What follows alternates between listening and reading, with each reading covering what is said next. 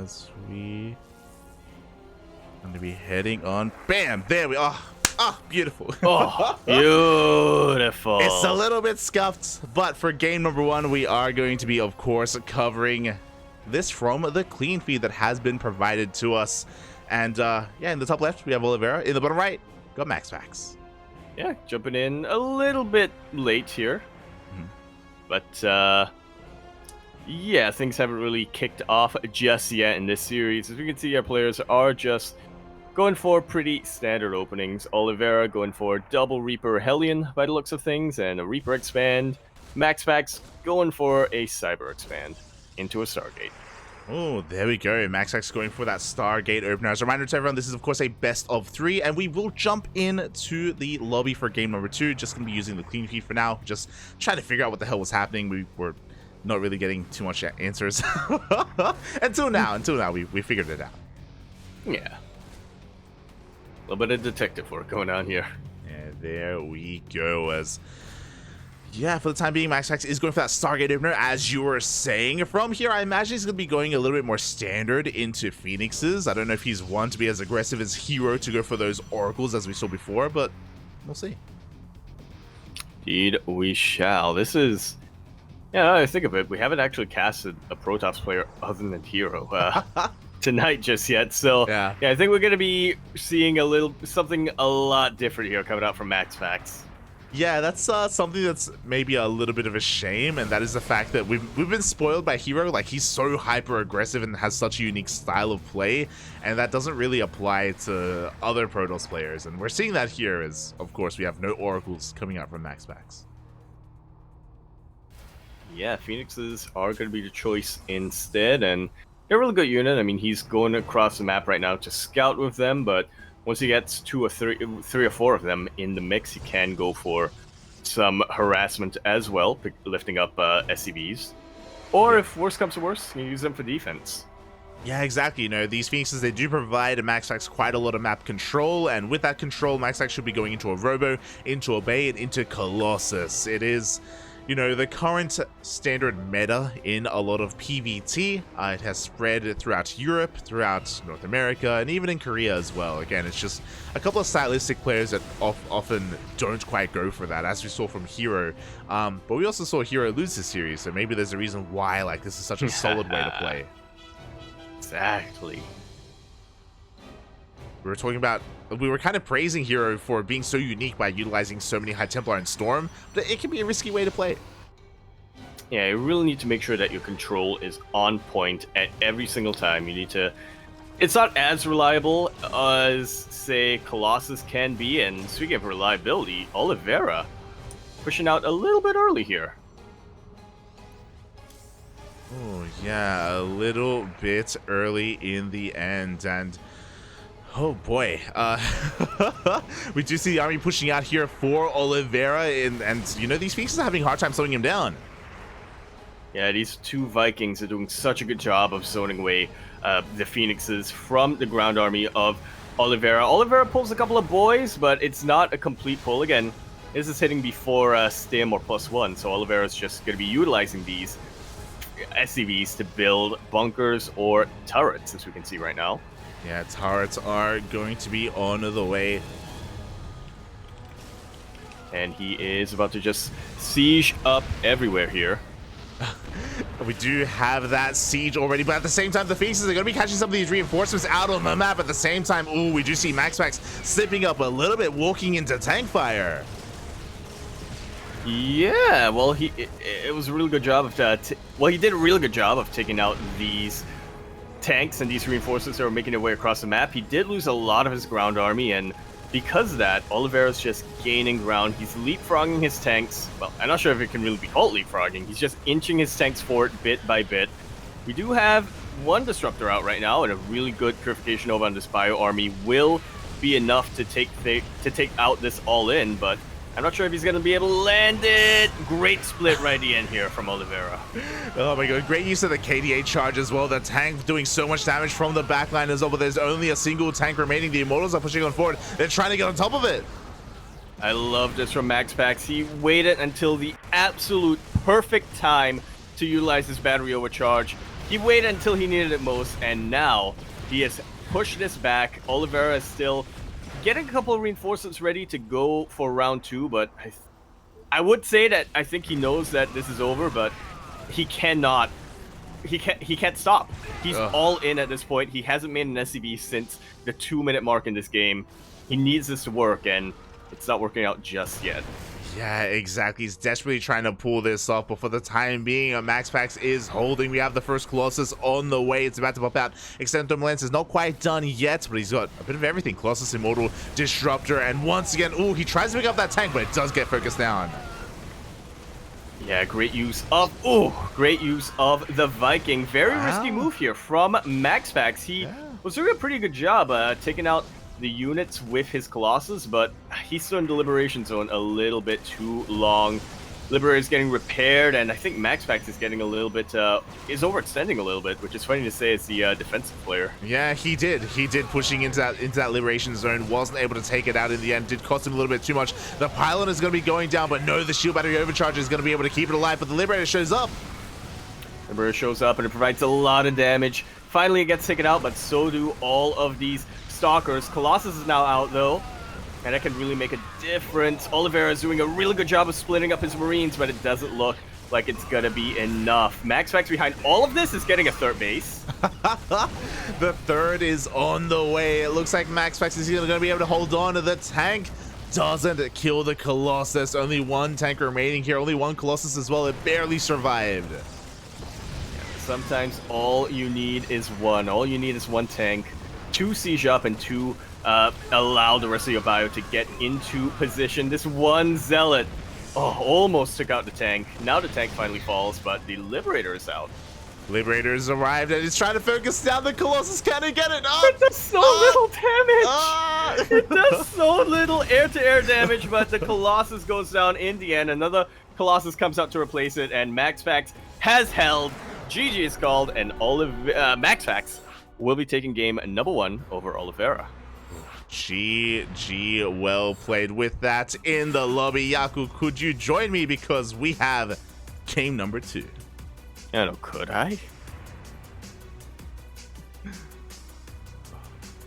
Yeah, I'm trying to jump in right now. A little bit of a bug. All good, all good. And I should probably set up the the casting tool as well, to be honest. Indeed. But yeah, that was game number 1. A very explosive game number 1 at that. I'm a little bit surprised Oliveira decided to go guns blazing in the first round of this match, but I guess I can't really blame him too much. When you're up against somebody like MaxPax, you do want to make sure that you are the player in control of the game. You don't want to allow him to dictate the pace of the game, because otherwise you're giving up all of your control. So, but that was very committed, to say the least. He pushed out without stim. And then he kept going. That was a 2-base all-in without stim, without anything else there, yeah. And it almost worked. It almost worked. But it almost worked because MaxPax decided to go for a third base while defending. If he didn't go... He defended in the end, but I feel like if he didn't go for that third base, it would have been a much cleaner defense. But then again, because he had that third base, Oliveira knew he had to give up after a while.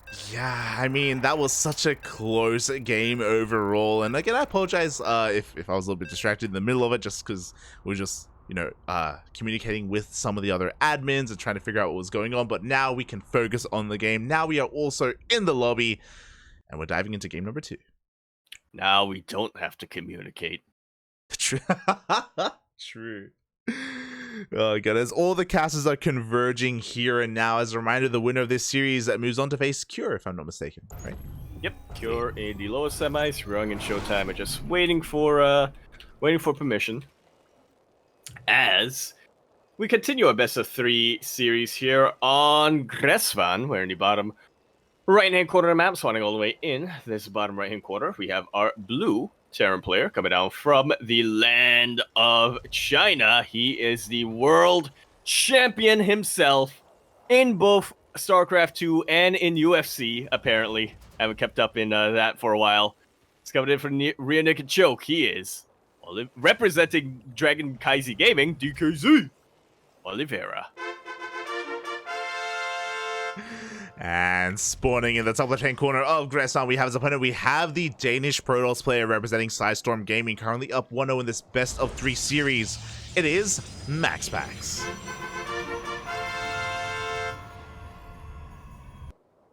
You gotta be honest, like with a name like MaxPax up against a name like Oliveira, I can't imagine this as anything other than a wrestling match.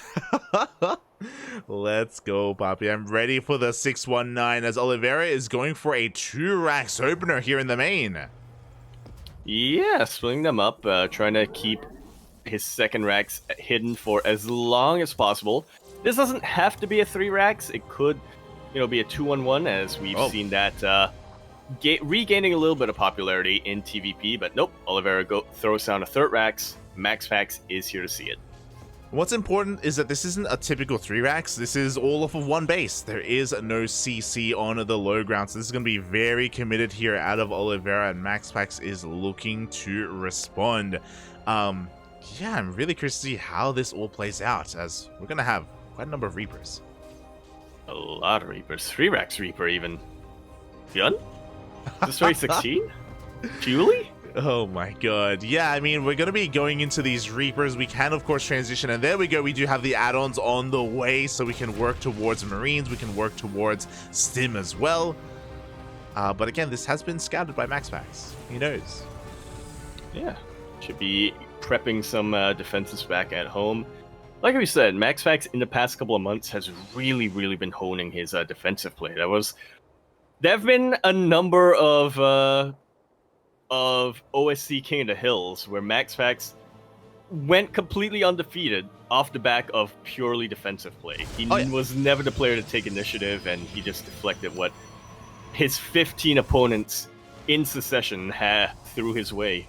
I mean, there's a reason why we've been saying that MaxPax is vying for the #1 Protoss spot in the world right now, where Hero has been maybe taking too many risks and being a little bit too inconsistent with his play. MaxPax has just been getting dubs left and right, and already I do think that MaxPax is in a really good position because he scouted the 1 base all in. He knows what's coming his way already, and I feel like we're kind of reacting to how insane this is. I don't think I've seen this before in a TvP in a while. Yeah, no Marauders are going to be made here. It's purely Marines with Stim. I don't think Oliveira is going to even have enough resources to get Combat Shield, but if he's able to hit before MaxPax can really set up his defenses, it is going to hit hard. Man with Gun is even more OP when there's nothing to stand in their way. You're not wrong, but I have a really hard time believing that this is going to work just because MaxPax saw this from the get-go. He saw this from the very beginning. He knows that there's no natural base. He saw the 3 racks. He sees all the Marines as well. We have a 2nd shield battery on the way and 2 pylons to keep everything powered. Yeah, this is, I would say, a pretty good response here from MaxPax. I'm questioning the decision to go for a Void Ray. Yeah. But what else are you going to get, I suppose? He was already working on a Stargate. Boys have been pulled, and this is the most all-in you can get with only 1 base. It really is, and again, I agree. I feel like this is designed to kill a Stargate opening, and MaxPax went for the Stargate despite probe scouting and seeing the 3 racks, so a very greedy move out of MaxPax. I'll be very impressed if he can survive this. Yeah, a couple of Adepts are now out. Combat Shield is on the way. Stim has been activated, and Oliveira is making his way forward. Battery Overcharge has been popped, but there's just so much DPS here with this Terran army. Exactly. There are too many Marines here. The Void Ray is being zoned out. The SCVs are falling left and right, but there just aren't enough gateway units, and once we take control of the natural, we take control of the production. Yeah, a lot of these Marines are badly stimmed, but there's still plenty of them, and there's no response right now for MaxPax. He even says, I need to defend that shield battery, but I don't think he has anything to defend against that. Yeah. MaxPax with questionable production. Yeah, he's got 2 gateways here in the main. He's got a Void Ray coming out. The boys are being pulled with the power of the shield battery. Can he clean this up? Looks like he will. And you know what? Yeah, the Marines were so badly stimmed. They were so over-stimmed that they were so down in the red. The boys being pulled was enough to take them. MaxPax wins this series 2-0 in less than 2 minutes off the back of purely defensive play.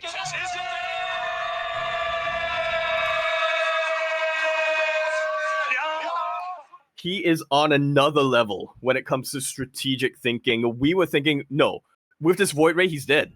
He is dead, isn't he? The Marines can just stim, get on top of this, and take him out. But MaxPax, he thinks 10 steps ahead when we're thinking only 1 step ahead. He knew that if he could force Oliveira to overstim, he could defend with only probes. Good game. Very, very well played here from MaxPax. It's very rare that I watch a MaxPax game and I'm not impressed. Because, oh lord. He has a brain, and I don't. So, yeah.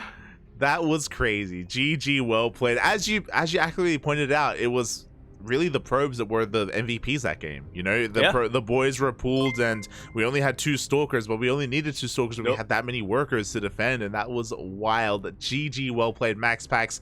2-0 Oliveira. Those were just probes. They were probius from Heroes of the Storm. All of them.